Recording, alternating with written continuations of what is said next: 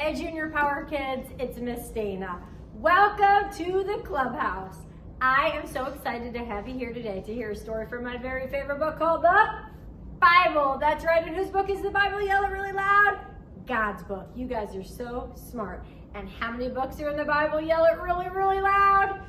66. And it's broken into two parts, the Old Testament and the New Testament. So all month long, we are talking about how we can love like Jesus.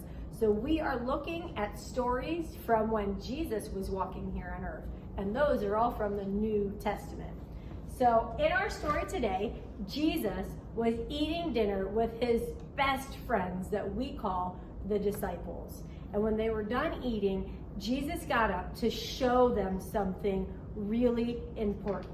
He took a towel, he wrapped it around his waist, and then he took some water and he poured it in a bowl. And then he went to each one of his friends and he washed their feet. Can everybody make a surprise face with me? That sounds really weird to us, right? Because we don't usually spend a lot of time washing each other's feet. But back then, remember, the roads were made of dirt and everybody wore sandals. So usually whenever you would get to a place back then, the worker in the place at the home would wash your feet. Well, Jesus wanted to do this really special thing for his friends. And so he went from disciple to disciple and he washed their feet and then he dried them with the towel that he had wrapped around his waist. When he got to his friend Peter, Peter was like, "No, you can't wash my feet. You're way too important to be the one washing my feet."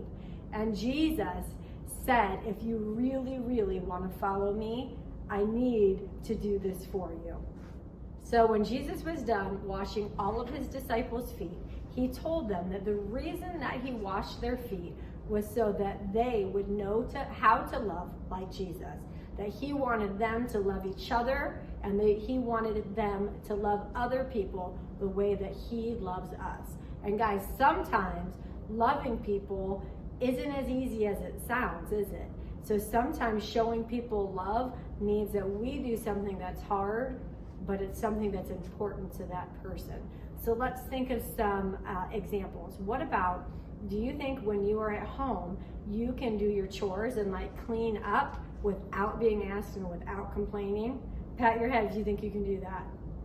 Good job, guys. I know you can do it. What about when you are at school or at church? Do you think you can let other people go first? Maybe when you're lining up or playing a game? Pat your belly if you think you can do that. That one's hard.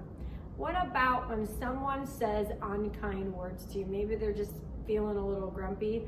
Do you think you can say kind words to them even when they're saying unkind words to you?